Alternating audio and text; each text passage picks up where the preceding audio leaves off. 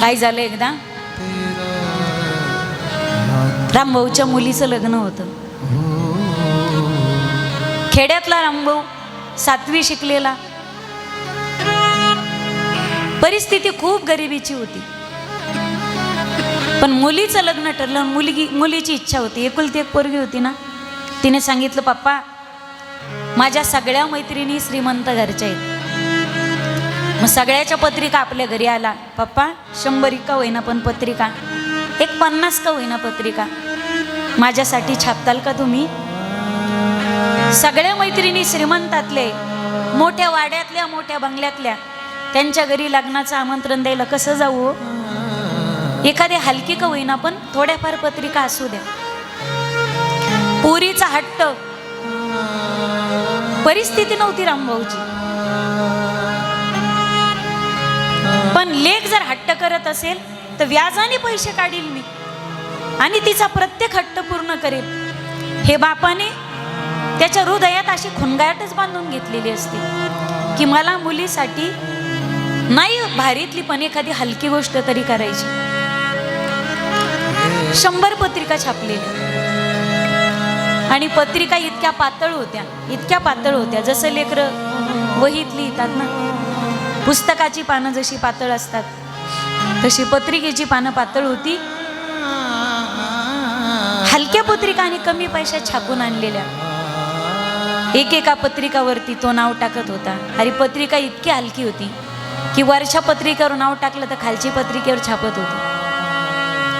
एक पाहुण्याचं नाव टाकत असताना अचानक रामभाऊला आठवण झाली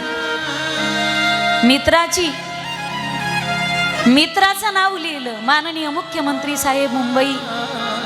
हा मुख्यमंत्री काल्पनिक आहे.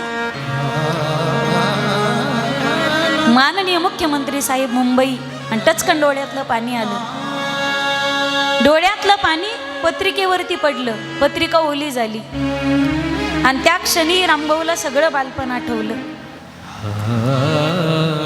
लहान होतो आम्ही, सोबतच शाळेत जायचो, एकाच बेंचवर बसायचो, एका सायकलवर बसून शाळेत जायचो, एकच डबा खायचो. मला कधी डबा नाही दिला ना आईने. माझा मित्र, माझा दादा मला डबा देत होता. 7वी पर्यंत सोबत शिकलो, पण प्रारब्ध गड्याचं मोठ्या घरचा होता. मुंबईला गेला, सगळं शिक्षण पूर्ण केलं, राजकारणी घराणा, राजकारणात शिरला आणि आता महाराष्ट्राचा मुख्यमंत्री झाला. कदाचित तो मला विसरला असेल, त्याला काही एक माणूस भेटणार आहे का? पण मी नाही विसरलो माझ्या मित्राला. मी जाणार आहे, लग्नाची पत्रिका देणार आहे, किती त्रास झाला तरी जाणार आहे. रामभाऊनी पत्रिका उचलली, शिदोरी सोबत घेतली, भाकर सोबत घेतली आणि रेल्वेत बसून निघाला मुंबईच्या प्रवासाला. गेटवरती सिक्युरिटी गार्डे अडवलं. रामभाऊनी पत्रिका दिली आणि सांगितलं, साहेब भाऊ, साहेबाला पत्रिका द्या बरं. ही साहेब माझे मित्र आहेत. हो, तुमच्यासारखे खूप पाहिलेत. निघा घरी. सगळे येतात, साहेबाशी नाते गोते लावतात, नातच तयार करतं कोण. सांगतो आम्ही, काळजी करू नका, निघा. सिक्युरिटीने गेटमधून काढून दिलं. पण रामभाऊला आशा होती आणि विश्वास होता की साहेब माझी पत्रिका बघणार आहेत. रविवारचा दिवस. आतापर्यंत आलेल्या सगळ्या निमंत्रण पत्रिका. रविवारचा दिवस होता. सकाळच्या कोवळ्या उन्हात साहेब चहा घेत होते आणि साहेबांचा पर्सनल असिस्टंट PA एक पत्रिका वाचत होता, डस्टबिनमध्ये टाकत होता. पत्रिका वाचायची, डस्टबिनमध्ये टाकायची. तेवढे ती अशी पातळ पत्रिका दिसली. असा चुरगाळा करून तो फेकून देणार डस्टबिनमध्ये. तेवढ्यात साहेबांनी अडवलं, अरे फेकू नकोस, निदान नाव तरी वाच तिच्यात. अहो साहेब, इतकी हलकी, ही गरीबाची पत्रिका आहे. साहेब म्हणतात, गरीब असला म्हणजे त्याने काय पत्रिका छापायची नसते का? गरीबाची कार्यक्रम हलक्यात घ्यायचे असतात का? ज्यावी पत्रिका वाचली PAने, बेस कमी करायचा, जास्त झाला,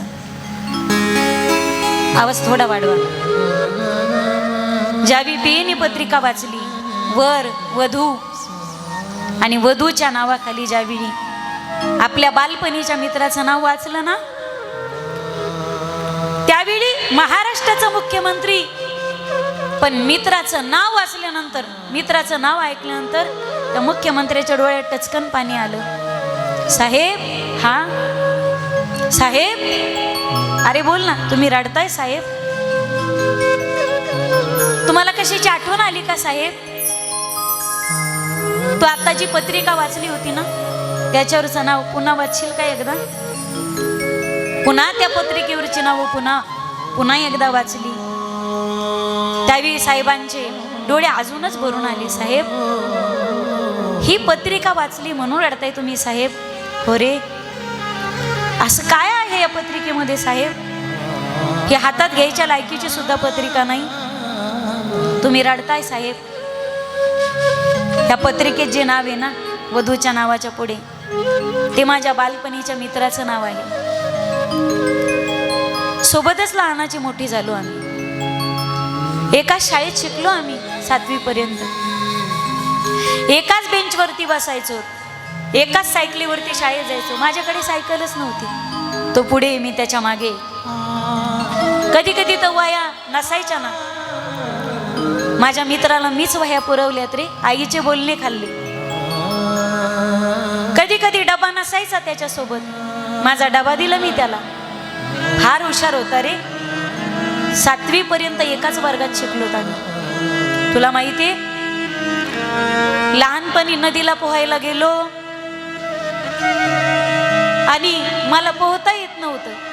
मी बुडालो असतो, मेलो असतो, त्या महाराष्ट्राचा मुख्यमंत्री झालोच नसतो.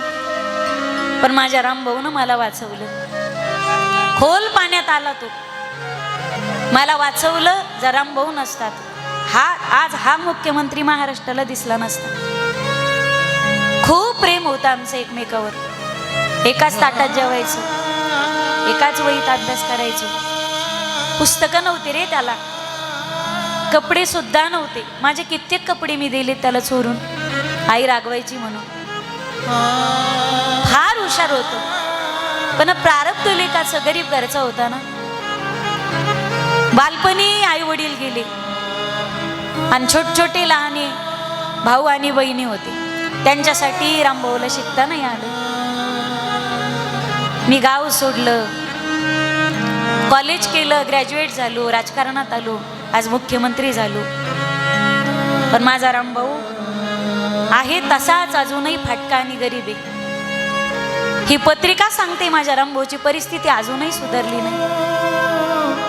माझ्या आयुष्यात 1000 लोक आले, अनेकांना मदत केली, पण 1000 लोक मदत करूनही मला विसरले.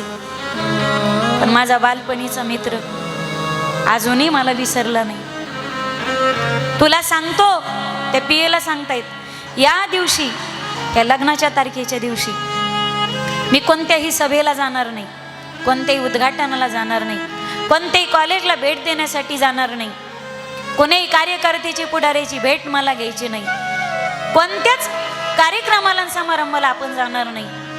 त्या दिवशी हा महाराष्ट्राचा मुख्यमंत्री फक्त आणि फक्त त्याच्या मित्राच्या पोरीच्या लग्नात हजर राहणार आहे. पण या दिवशी मी कोणाचा सत्कार स्वीकारणार नाही. आदेश दिला कलेक्टरला, कलेक्टरने सगळी व्यवस्था केलेली होती. कोणत्या जिल्ह्यात, कोणत्या तालुक्यात, कोणत्या सर्कलमध्ये गावी, सगळी फौज आणि सिक्युरिटी, सगळी योजना एवढी सूत्रबद्ध होती. लग्नाचा दिवस उजाडला आणि महाराष्ट्राचा मुख्यमंत्री मुंबईवरून छत्रपती संभाजीनगर पर्यंत हेलिपॅडने निघाला. ज्यावेळी मुख्यमंत्री हेलिपॅडमधून खाली उतरले, हेलिकॉप्टरमधून, त्यावेळी 100 पोलीस त्या मुख्यमंत्र्याच्या सेवेत होते. खादी खाकी, खादी खाकी, खादी, अरे खाकी. 100 जण होती सेवेत. 4-5 जण पळत गेली पोलीस शिपाई. बॉडीगार्ड होते, साहेबांना घेऊन आले. एक शिपाई पळत आला, गाडीचा दरवाजा उघडला, मुख्यमंत्र्याला गाडीत बसवलं. पुढे काही गाड्या, मागे काही गाड्या, सगळ्या दिव्याच्या गाड्या, झाकझाक दिव्याच्या गाड्या होत्या. सगळ्यात समोर कलेक्टरची गाडी होती आणि कलेक्टरलाच माहिती होतं आता नेमकं जायचं कुठे. सगळ्या गाड्या पुढच्या गाडीच्या पाठीमागे चलत होत्या. मध्यंतरी मुख्यमंत्र्याची गाडी. ह्या सगळ्या गाड्या जिल्ह्याच्या गावातून तालुक्यात, तालुक्यातून सर्कलच्या गावात असं करत करत एका छोट्याशा खेड्यामध्ये ह्या सगळ्या गाड्या आल्या. इकडे मंडप केलेला होता. गरिबाचं मंडपही गरिबीच असतो ना. खाली अशी ताडपत्री टाकलेली होती. इकडचे 5-50 पाहुणे, तिकडचे 5-50 पाहुणे लग्नाला बोलवलेले होते.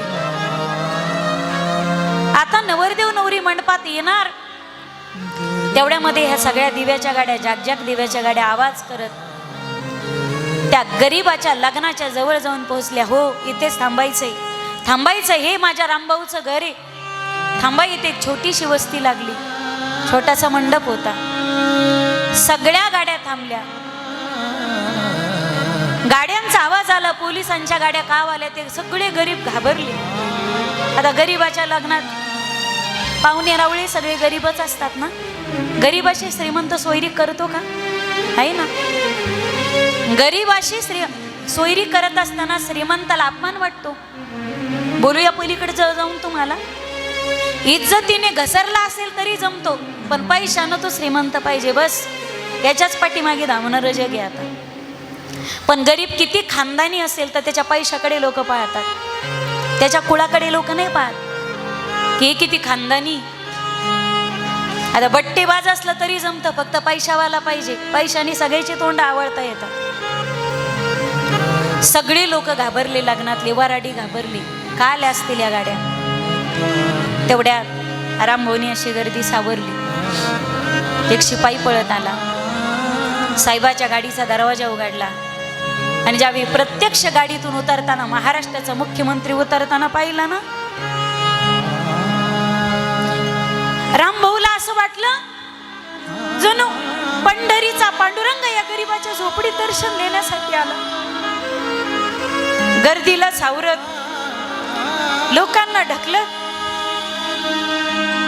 ज्यावेळी महाराष्ट्राच्या मुख्यमंत्र्याला आणि आपल्या बालपणीच्या मित्राला पाहिलं ना, या गरीब रामभाऊचा विश्वासच बसेना की आज गरीबाच्या दारात एवढा श्रीमंत कसा आला असेल. रामभाऊच्या तोंडातून शब्दही निघेना आणि रामभाऊला चालताही येईना. एखादी मंदिरातील मूर्ती जशी स्तब्ध उभी राहावी. रामभाऊला पाहिलं आणि मुख्यमंत्र्याला आनंद झाला. रामभाऊच्या जवळ गेले. रामभाऊ, विसरलास का रे मला? तुला ओळखायला येईना का मी आता? नाही साहेब. या रामभाऊचा डोळ्यावर विश्वास बसेना ना, डोळ्यावर विश्वास बसेना. रामभाऊ, तुला चिमटा काढू का रे?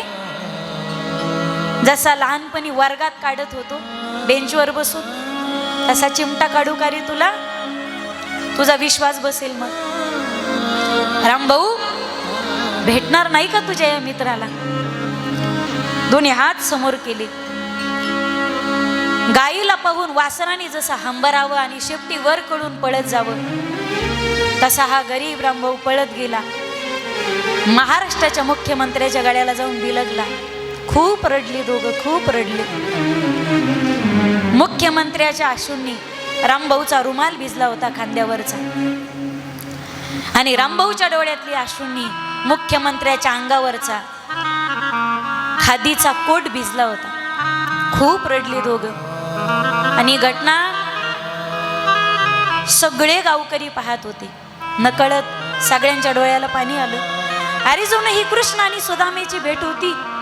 ही जणू राम आणि भरताची भेट होती. ही एका बंगल्याची आणि झोपडीची भेट होती. ही श्रीमंत आणि गरिबाची भेट होती. ही एका भारीतल्या कपड्याची आणि फाटक्या वस्त्राची भेट होती. ही भेट एका हिरेची आणि एका दगडाची होती. सगळे गावकरी रडत होते. तेवढ्यात तयार होऊन आली रामभाऊची पोरगी, नवरी मुलगी. सगळी गर्दी सावरत अशी पुढे आली. दोन्ही हात जोडून अशी उभी राहिली. देवासमोर जसे लोक हात जोडतात ना, तशी अशी हात जोडून उभी राहिली. साहेब, आज डोळ्यावर विश्वास बसत नाही साहेब, पण तुम्ही या गरीबाच्या लेकीच्या लग्नात आलात. नाही, मी मित्राच्या मुलीच्या लग्नात आलो. साहेब, आम्हाला खोटं वाटायचं हो. आमचे वडील सांगायचे ना, मुख्यमंत्री झालाय ना महाराष्ट्राचा, हे रामभाऊचा मित्र येतो. आम्ही वडिलांना वेड्यात काढायचं, हो सगळे तुमचेच मित्र आहेत पुढारी, तुमचा जर मित्र मुख्यमंत्री. बाबा, तुम्हाला जशी आठवण येते तशी त्याला तुमची आठवण काय येत नाही हो.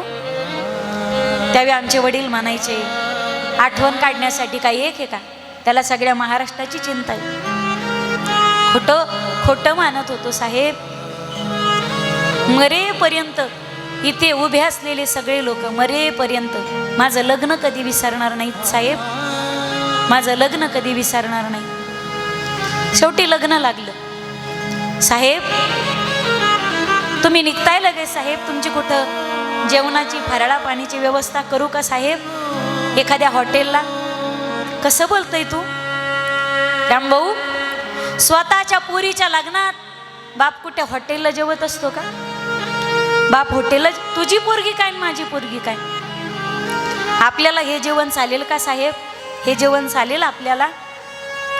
साहेब, तुम्ही पहिल्या पंक्तीला बसताल का साहेब जेवायला, पहिल्या पंक्तीला. रामभाऊ, पोरीच्या लग्नात जर वरबा पहिल्या पंक्तीला बसला तर पाहुणे रावळे नाही, नाव नाही का ठेवायचे. पंगत बसली पाहुण्या रावळेची.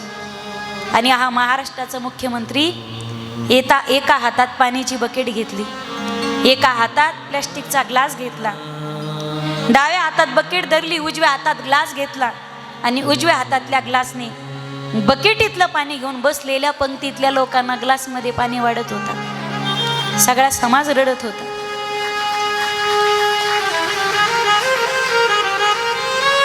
एखादी काल्पनिक कथा, काल्पनिक कथा, जर तुम्हाला मुख्यमंत्री जर चांगला वागला तर इतकी रडवू शकते. माझ्या ताईंनो, माझ्या दादांनो, विचार करा, प्रत्यक्षात एखादा मुख्यमंत्री खरंच सज्जनपणाने जर वागत असेल तर हा समाज किती प्रेम करेल. गरीब लोक त्या मुख्यमंत्र्यावर किती प्रेम करतील. प्रेम करतील फार दूरची गोष्ट आहे. ज्यावेळी एखादा मुख्यमंत्री खरंच गोरगरिबाचा विचार करेल ना, त्यावेळी ज्यावेळी मुख्यमंत्री गरीबाचा विचार करेल त्यावेळी ते गरीब लोक त्या मुख्यमंत्र्यावर फक्त प्रेमच करणार नाहीत, तर त्या मुख्यमंत्र्याचा जिवंतपणे उद्धार करतील, त्याच्या उद्धारास कारणीभूत ठरतील गरीब लोक. एवढं गरीबाचं प्रेम असतं माईबाप.